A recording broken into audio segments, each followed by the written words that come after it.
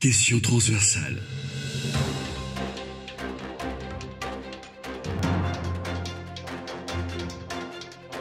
Question transversale.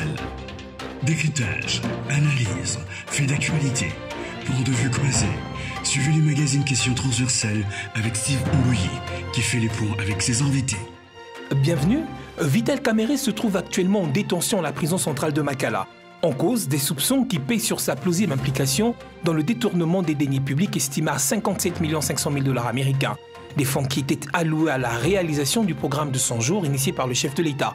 Des soupçons à une convocation, d'une audition à une détention, l'allié de Félix Tshisekedi se retrouve derrière les barreaux. Une première pour le pays, voir un directeur de cabinet de président en plein exercice de ses fonctions être arrêté puis mis en détention. Question transversale.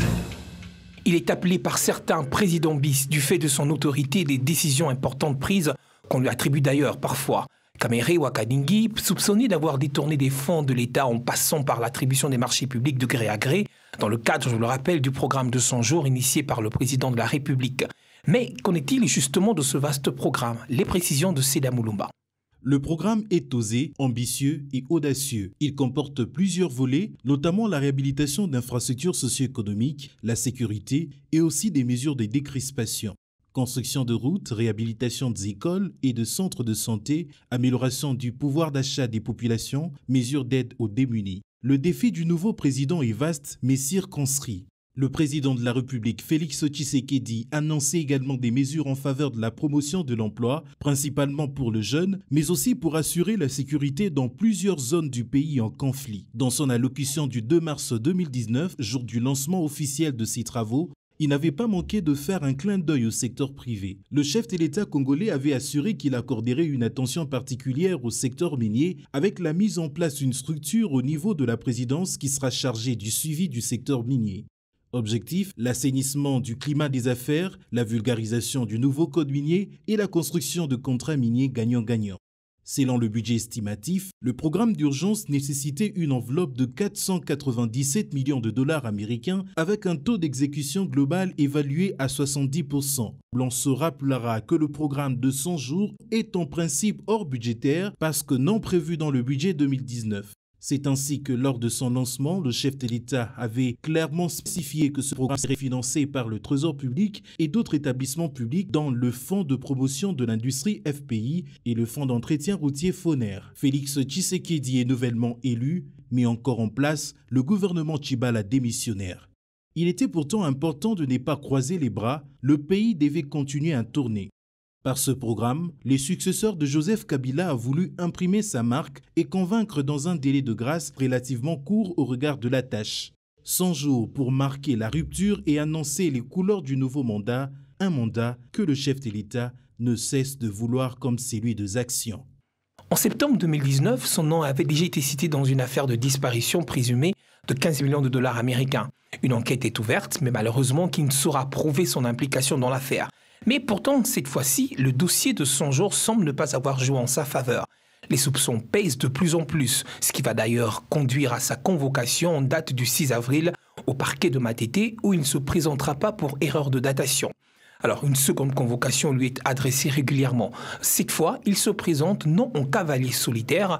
Une centaine de militants de son parti politique l'attendent. Le parquet est envahi de monde.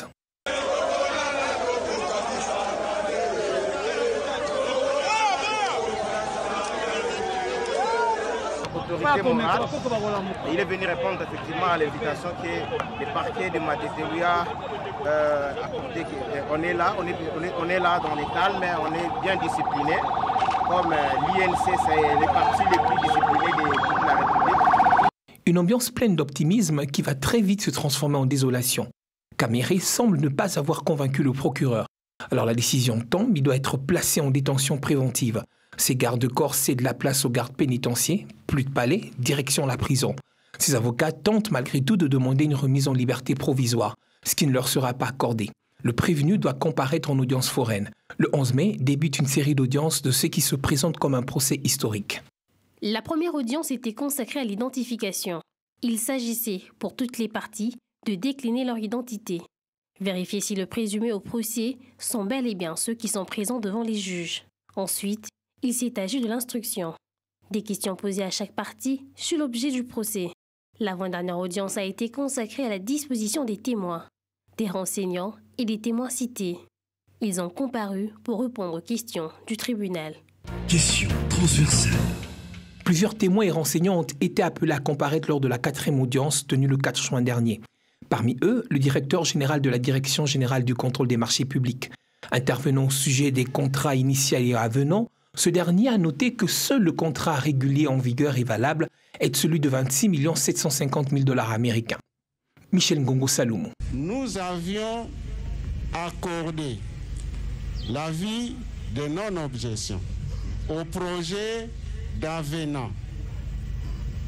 Les projets d'avenant concernent les marchés marché initial, donc le marché de 26 750 000.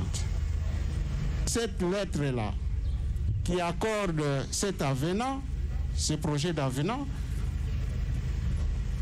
est resté sur le marché initial de 900 maisons.